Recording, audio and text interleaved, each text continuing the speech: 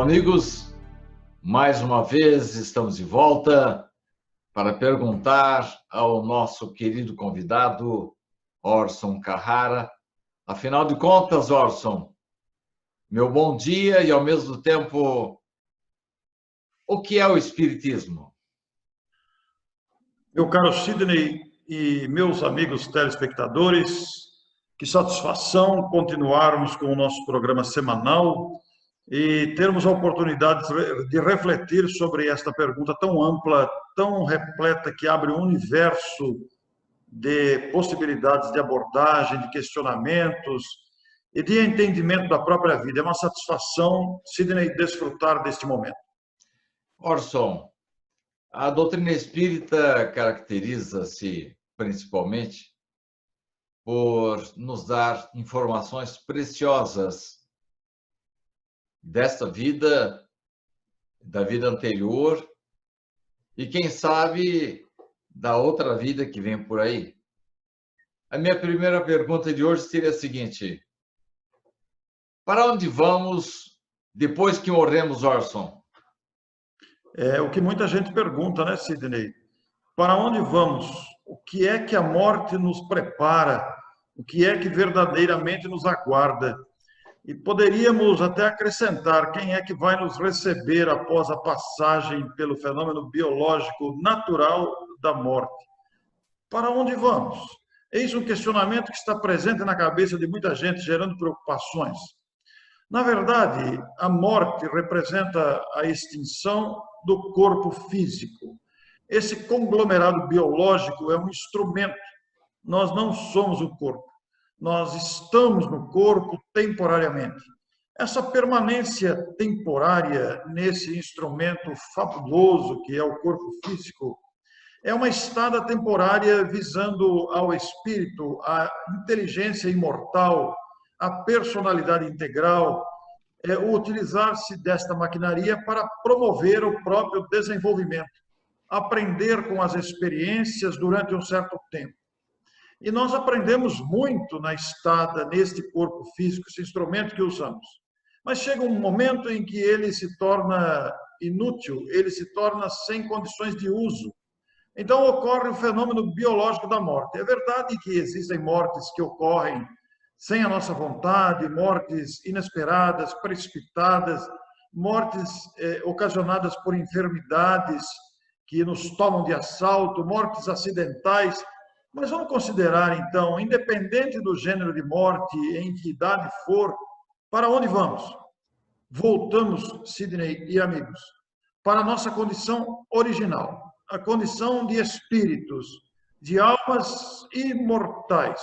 Retornamos à dimensão verdadeira, ou à pátria espiritual. E vamos nos encontrar com nós mesmos, com nossa própria consciência. O ambiente que vamos despertar, o ambiente que vamos nos encontrar, foi formado, construído pelas nossas mentalizações, pelo nosso comportamento moral, pelos condicionamentos emocionais, intelectuais, morais que construímos. E seremos recebidos por aqueles com quem mantivemos afinidade.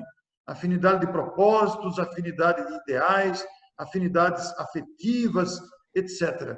Então, nós vamos para a dimensão espiritual. Essa dimensão espiritual localiza-se nas proximidades da própria Terra, considerando a nossa condição de espíritos ainda sem condições de grandes voos para outros locais.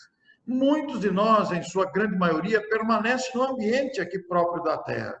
Mas somos, posteriormente, encaminhados para colônias espirituais próximas à Terra, na nossa condição, criaturas na nossa condição. Mas aqueles espíritos mais maduros, aqueles espíritos mais evoluídos, podem dirigir-se a regiões mais elevadas.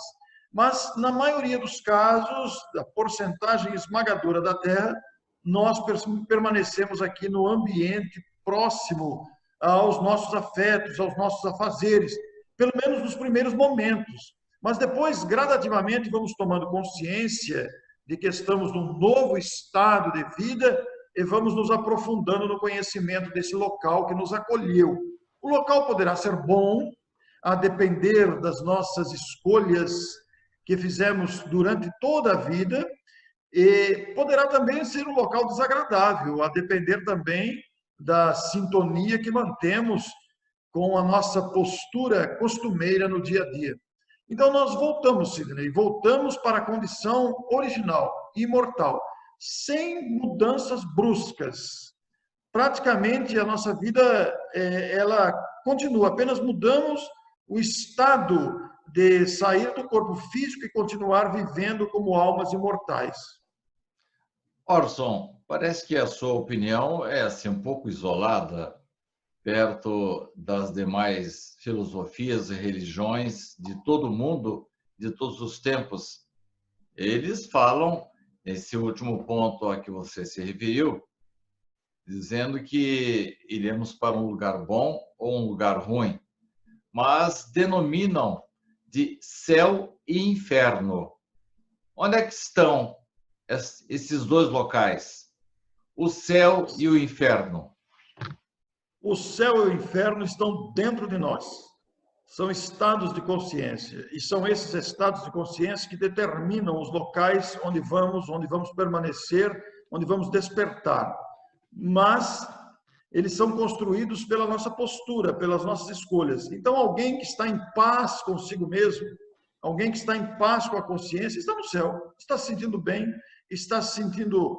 A consciência não faz nenhuma acusação, a consciência está de acordo, apesar das nossas dificuldades, das nossas deficiências morais.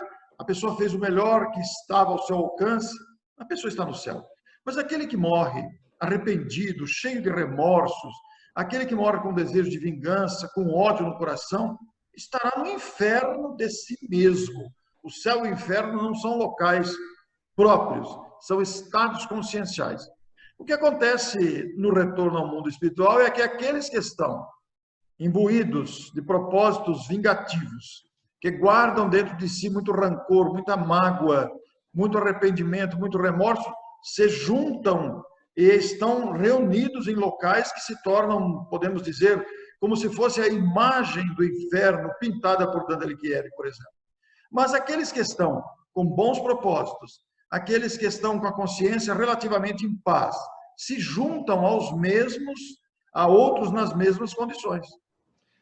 Mas você acabou de falar aí que nós podemos nos encontrar com os entes queridos, mas as outras religiões consideram isso uma coisa impossível, ou mesmo fora das questões bíblicas.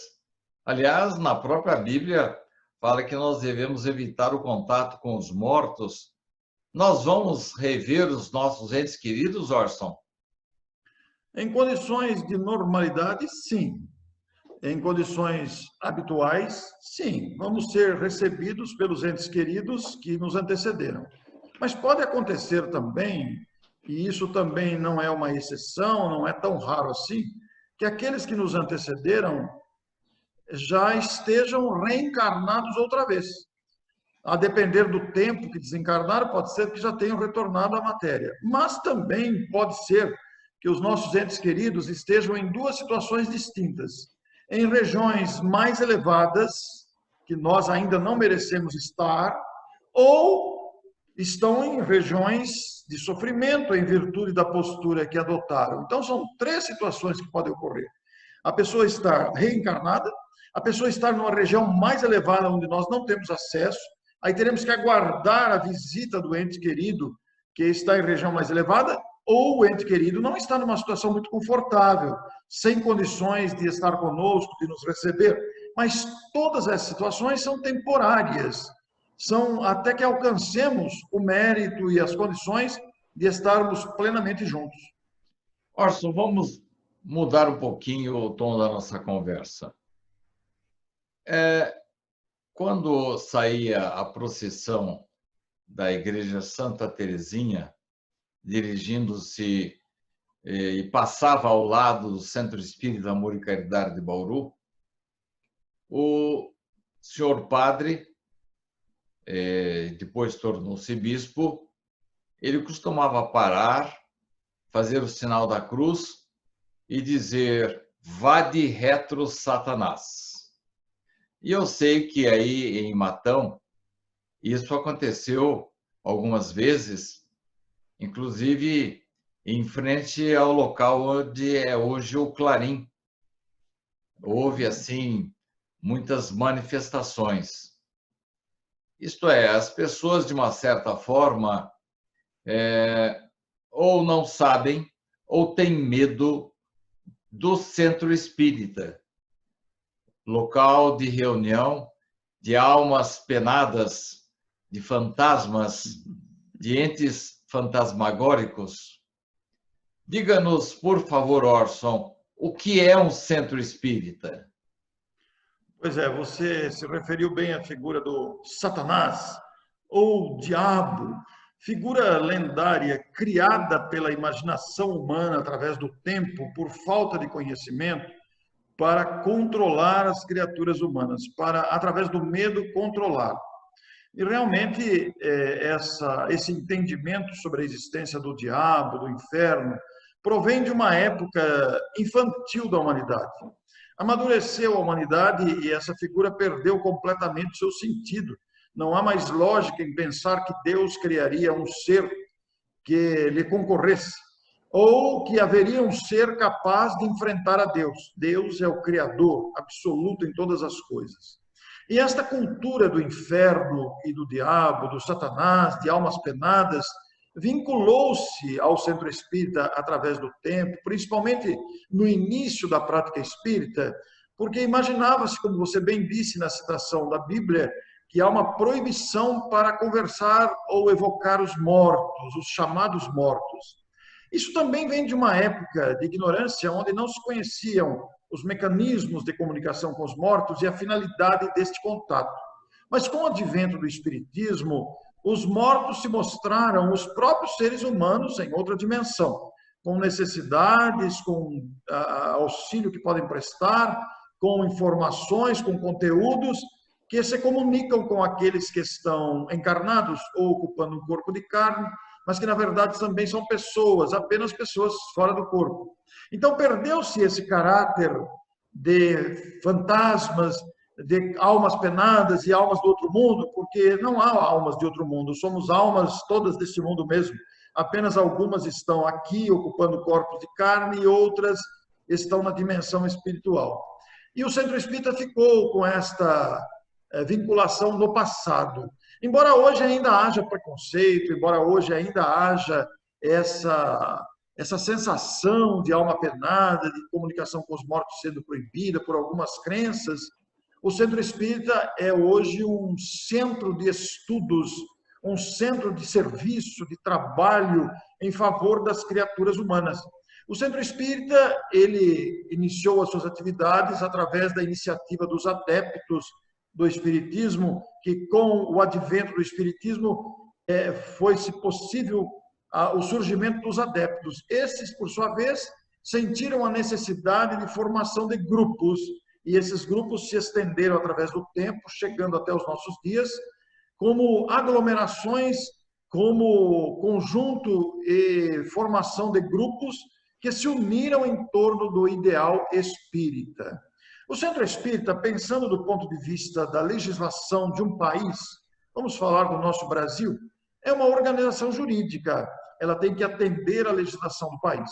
Portanto, é uma organização normalmente estabelecida por estatutos, regidas por estatuto, onde uma Assembleia Geral estabelece os artigos que compõem o estatuto, obedecendo à legislação do país, e onde também é prevista a eleição de diretoria para ter um órgão representativo perante as autoridades, perante a fiscalização, a Receita Federal, etc. e tal. Então, em nível humano, é uma organização. Poderíamos até chamar de uma empresa sem fins lucrativos. Não há finalidade lucrativa. Mas é necessária uma organização jurídica. Essa organização jurídica normalmente tem uma sede. Às vezes tem sede própria, às vezes tem sede alugada, e nesta sede concentram-se as atividades, que são múltiplas, Ali nós temos grupos de estudos, aulas para crianças e atividades para jovens, nós temos o chamado atendimento fraterno, que é uma possibilidade de diálogo com pessoas que procuram respostas para as suas dúvidas. Nós temos o atendimento aos espíritos através da reunião mediúnica, que se desdobra em outros segmentos também. Nós temos a aplicação do conhecido passe, que são transmissão de energias. E nós temos o trabalho social desenvolvido também, de atendimento às criaturas com necessidades materiais, com o fornecimento de enxovais para gestantes carentes, com o fornecimento de alimentos para famílias, com o encaminhamento para empregos, com albergues noturnos, com hospitais, com creches. Os centros espíritas se multiplicam em atividades sociais. E tem também, naturalmente, a sua reunião pública, que se constitui normalmente de palestras. Podemos dizer que é o cartão postal da instituição. É o primeiro contato, normalmente, com a instituição. A pessoa vai numa reunião pública, depois é encaminhada para um atendimento fraterno, para apresentar as suas dúvidas, para ser encaminhada, para ser esclarecida sobre a finalidade. E isso proporciona um rol imenso de atividades. E são hoje no Brasil mais de 5.000 centros espíritas no Brasil. No estado de São Paulo, aproximadamente 3.500 centros espíritas. E são grupos jurídicos que se organizam para essa finalidade. Existem grupos pequenos, existem grupos muito grandes que se multiplicam em outros núcleos, existem grupos até que funcionam em residências, mas os centros espíritas, em sua essência, ela se constitui especialmente em escolas. São núcleos educacionais da mensagem da imortalidade para explicar o que são os espíritos e responder à pergunta básica deste programa. O que é o espiritismo? É a finalidade do espiritismo. É educar as mentes sobre a nossa verdadeira natureza. Quem somos, de onde viemos, para onde vamos. Então, basicamente, é um núcleo educacional, é uma escola.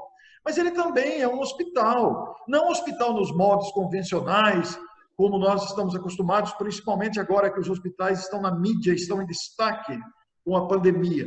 Mas hospitais no atendimento à necessidade, ao socorro das dificuldades morais e das dificuldades físicas também. E, igualmente, se constitui numa oficina, porque no Centro Espírita abrem-se oportunidades de trabalho, não só de encaminhamento para obtenção de emprego, para trabalhos remunerados, mas especialmente do trabalho voluntário, onde podemos preencher a nossa disponibilidade do tempo para treinar o principal verbo, a principal virtude para alcançarmos o estágio de amadurecimento, que é o verbo servir.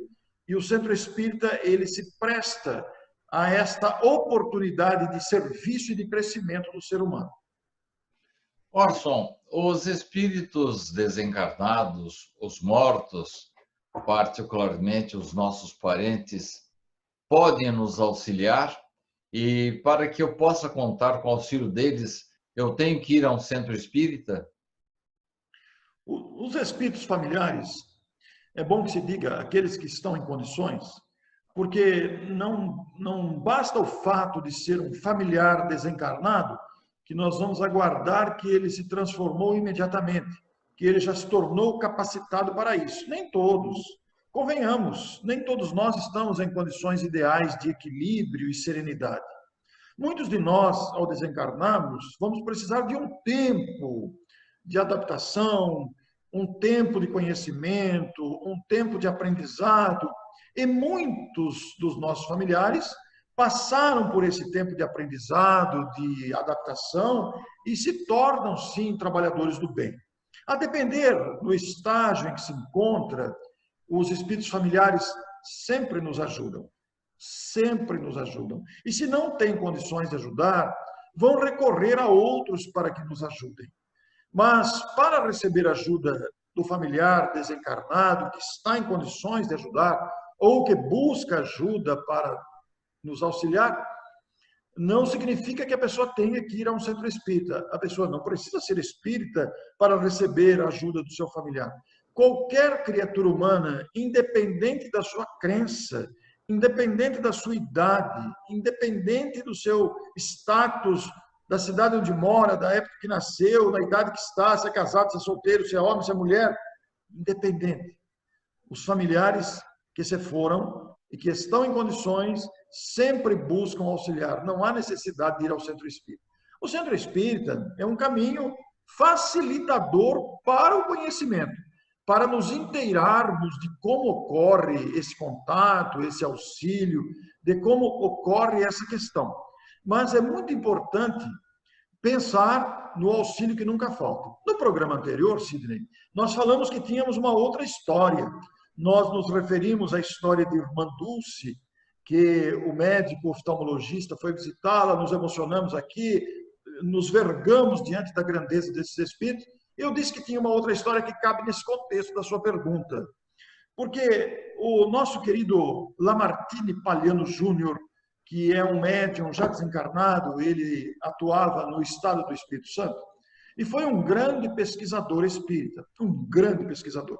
Publicou muitos livros, fruto da pesquisa do seu grupo de estudo. Um deles foi este livro aqui, o livro da prece, Lamartine Palhano Júnior, editado pela La Chatre. Esse livro da prece conta vários casos do valor da prece, vários casos da importância da prece, de buscar auxílio, etc. E ele conta um caso aqui de uma propriedade rural, sem condições, afastada dos grandes centros, onde 3 crianças se queimaram gravemente. E não tinha condições de ir até um hospital de queimados. Era mais de 500 quilômetros. As crianças não suportariam a viagem. Precisaria ter um deslocamento aéreo. Como fazer isso? Não tinha condições. Onde vamos arrumar um avião? Então, o Lamartine, que fazia parte, coordenava um grupo de amigos muito afins, que normalmente se reuniam em prece, não sei dizer quantas vezes por semana, mas se reuniam, e sabendo da gravidade do caso, as providências, aquele estresse, aquela preocupação com a saúde das 3 crianças, um telefonou para o outro, e não tinha o WhatsApp ainda, era o telefone fixo somente, um telefonou para o outro, e resolveram unir-se, ainda que à distância, para orar, para pedir ajuda aos céus, inspiração aos céus para resolver a questão. Se reuniram imediatamente no mesmo horário, cada um em sua casa, como estamos fazendo aqui, estamos em casas diferentes, mas no mesmo propósito. Aquele grupo que não era grande, mas também não era pequeno, se reuniram simultaneamente, endereçando preces ao alto, pedindo ajuda para resolver aquele caso. Nesse meio tempo, a médica que procurou o Palhano, que era a médica que estava cuidando das crianças e que sabia do trabalho de preces do grupo, lembrou-se que uma das mães tinha qualquer relacionamento com algum aviador, com algum avião, e uma das pessoas vinculadas lembrou-se que o marido dela tinha um contato em Recife com uma pessoa que tinha um avião particular. E o contato foi feito, o avião veio imediatamente e resgatou as crianças daquela propriedade rural, que foi levada a um hospital de queimados, e as meninas foram salvas. Quer dizer, interferência de quem? De familiares? Pode ser, pode não ser também, mas auxílio imediato em decorrência da prece, em decorrência do pedido sincero, honesto e com sentido de ajuda para alguém que precisa. Esses fatos são marcantes, porque muitas vezes estamos nós em situação de desespero, de angústia, nunca podemos dispensar a prece.